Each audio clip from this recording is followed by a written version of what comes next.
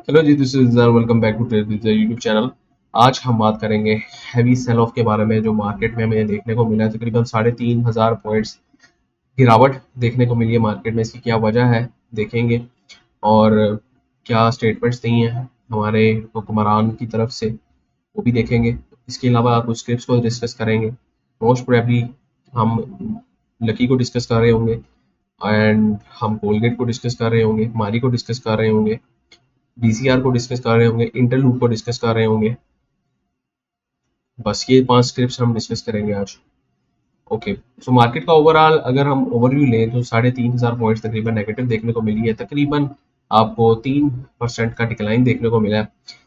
थोड़ा सा मार्केट ने रिबाउंड करने की कोशिश की, लेकिन दोबारा नीचे चली गई। जो लोएस्ट मार्केट ने लगाया है 1,10,600 600 700 तक का लगाया है, और क्लोज मार्केट हुई है 1,11,300 1,11,300 समथिंग के पास, 326 के पास।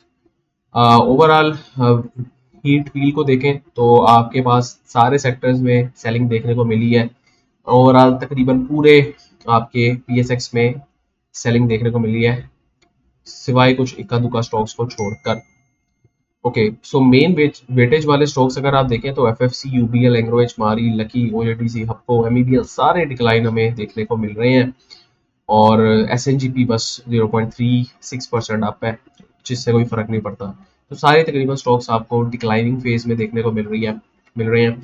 और इसकी क्या वजह, इसकी मेजर वजह ये है कि सुबह 6 बजे के करीब न्यूज़ आई थी पहलगाम वाक़े की बुनियाद इल्ज़ामात पर भारत 24 से 36 घंटे में फौजी कार्रवाई पाकिस्तान में कर सकता है। अतात आर्डर ने ये न्यूज़ बयान दिया था। तो ये हमें न्यूज़ चैनल्स पे देखने को मिला था। अपने प्रीमियम ग्रुप में मैं पहले ये बता चुका था, फ्री ग्रुप में भी बाद में बता दिया था कि पोजीशंस को थोड़ा देखें इस न्यूज़ की बेस पर कि आपको सेल ऑफ देखने को मिल सकता है। ओके, तो ये है अभी सिचुएशन जो चल रही है पाक भारत कशीदगी की। अगर आप देखें तो मुल्की हालात तो आपके बिल्कुल बेहतर है, इकोनॉमी अच्छी जा रही है। साथ आपका जो 5 मार्च को मॉनेटरी पॉलिसी है उसकी मीटिंग में भी 100 बेसिक पॉइंट्स या 50 basic points cut down expected है। तो मार्केट की तरफ से तो पॉजिटिव सेंटीमेंट है चारों तरफ, लेकिन चूंकि ग्लोबल इकोनॉमी में थोड़ा सा पाकिस्तान और इंडिया के दरमियान कशीदगी है, जो कि मोस्ट प्रोबेबली सॉर्ट आउट हो जानी चाहिए। जब भी दो न्यूक्लियर पावर के दरमियान मसला होता है, उसके दरमियान यूएस यूएन ज़रूर आते हैं और उनके दरमियान सुलह सफाई करवाने की कोशिश करते हैं। क्योंकि अगर दो न्यूक्लियर पावर के दरमियान मसला होगा तो ये दो न्यूक्लियर जंगें होंगी, और जिससे पूरी वर्ल्ड को इफेक्ट होगा। सिर्फ हमें इन लोगों को इफेक्ट नहीं होगा, दो ममालिक को इफेक्ट नहीं होगा, वर्ल्ड वॉर 3 की तरफ भी ये बात जा सकेगी। तो लोग कोशिश करते हैं कि इसको सॉर्ट आउट किया जाए, क्योंकि दोनों ही ममालिक इक्वल पावरफुल है और इक्वल एटॉमिक कैपेबिलिटीज रखते हैं, जो कि दोनों ममालिक को नुकसान पहुंचा सकती हैं अगर एटॉमिक वॉर हुई। तो मोस्ट प्रोबेबली ये चीज़ सेटल आउट हो जाएगी और मार्केट आपकी दोबारा रिबाउंड करती आपको दिखेगी। फिलहाल अगर देखें हम, जो हमने अपनी स्क्रिप्ट्स को डिस्कस करना है उससे पहले हम थोड़ा सा केएससी का ओवरव्यू ले लेते हैं। वीडियो छोटी रखने की कोशिश करूंगा। केएससी का ओवरव्यू ले रहा था हमने। तो वी कैन सी के अभी जो मार्केट है हमारे 1,14,700 के पॉइंट से थोड़ी रिबाउंड की वहां से, जहां से हमने कहा था एक गैप फिल हो सकता है, वहां से थोड़ा सा गैप फिल किसने किया, रिट्रेसमेंट दिखाई, और अब दोबारा डाउन देखने को मिल रही है। अगली जो मार्केट की सपोर्ट है वो इसकी लास्ट सपोर्ट जहां तक मुझे लगता है 1,09,000 से 1,10,500 तक इसकी लास्ट सपोर्ट है। अगर यहाँ से मार्केट गिरती है तो सीधी सीधी बात 1,05,810 वाली होगी। ठीक है, तो ये सीन है अभी फिलहाल मार्केट में। अभी मेरे ख्याल से इसको मंडे को थोड़ा रिबाउंड करना चाहिए, थोड़ा सा एक बुलिश प्रेशर टाइप शो करना चाहिए, थोड़ी ग्रीन कैंडल्स शो करनी चाहिए। और अगर कोई नेगेटिव न्यूज़ इस दौरान मार्केट में नहीं आती, 1 मई की छुट्टी है, कल मार्केट बंद रहेगी, परसों खुलेगी, तो होपफुली मार्केट में दोबारा आपको अगर कोई नेगेटिव न्यूज़ नहीं है तो एक बाउंस देखने को मिल सकता है। ओके, तो कुछ रिपोर्ट्स हैं मेरे पास आज की। लकी सीमेंट का प्रॉफिटेबिलिटी में 3.8x इंक्रीज हुआ है ईयर ऑन ईयर। इसके अलावा आपके पास इमेज ने ₹1 का डिविडेंड अनाउंस किया है। और जो प्रॉफिट आफ्टर टैक्स है 766 मिलियन पीकेआर रहा है। बैंक ऑफ खैबर के जो प्रॉफिट्स हैं वो डबल हो चुके हैं क्वार्टर 2025 में। इसके अलावा जरिया ने export launch expansion drive open की है। पीएसओ की जो अर्निंग है वो 28% डाउन है थर्ड क्वार्टर में 8.71 पीकेआर। एसीपीएल की जो अटक सीमेंट कंपनी है उसकी थर्ड क्वार्टर की जो ईपीएस है वो 4.85 आई है जो कि 3.7x ईयर ऑन ईयर है।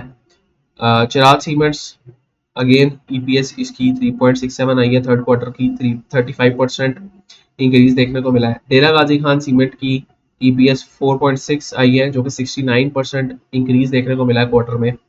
लकी सीमेंट की ईपीएस 12.25% आई है 15% ईयर ऑन ईयर इंक्रीज देखने को मिला थर्ड क्वार्टर में। इंडस मोटर्स की जो है अर्निंग थर्ड क्वार्टर में 83.9 आई है और इसने डिविडेंड अनाउंस किया है 50 रुपए का। इसके अलावा ओजीडीसी ने 3 रुपए का डिविडेंड अनाउंस किया। डीसीआर ने कोई डिविडेंड अनाउंस नहीं किया।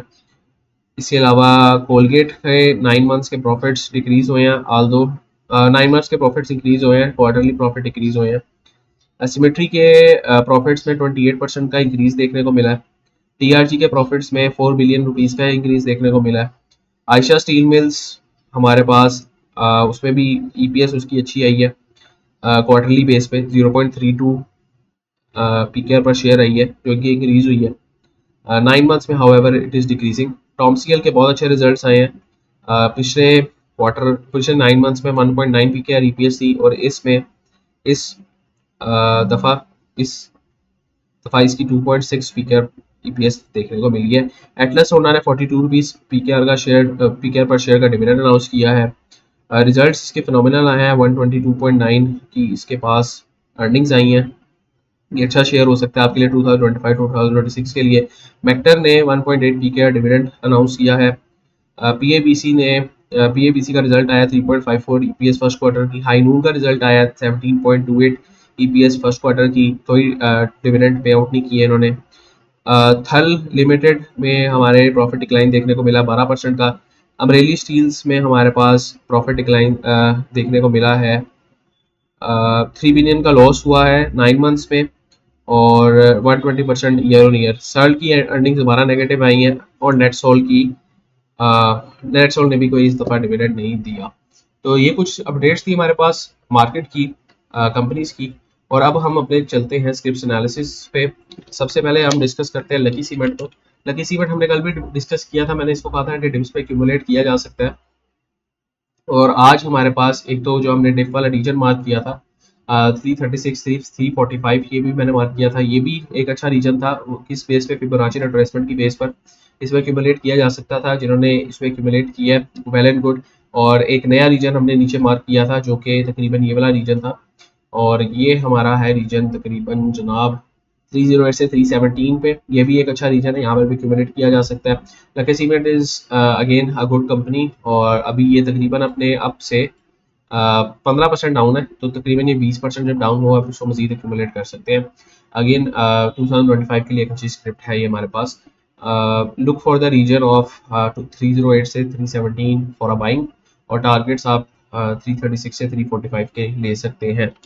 दूसरी स्क्रिप्ट मेरे पास डीसीआर है। डीसीआर के आज हमारे पास रिजल्ट्स भी आए हैं। डीसीआर ने डिविडेंड कोई अनाउंस नहीं किया जिसकी वजह से हो सकता है इसमें पैनिक सेलिंग देखने को मिली हो या फिर इन्वेस्टर के सेंटिमेंट लूज हुए हो, लेकिन इतना कोई इसमें लूज नहीं हमें दिख रहे सेंटिमेंट्स।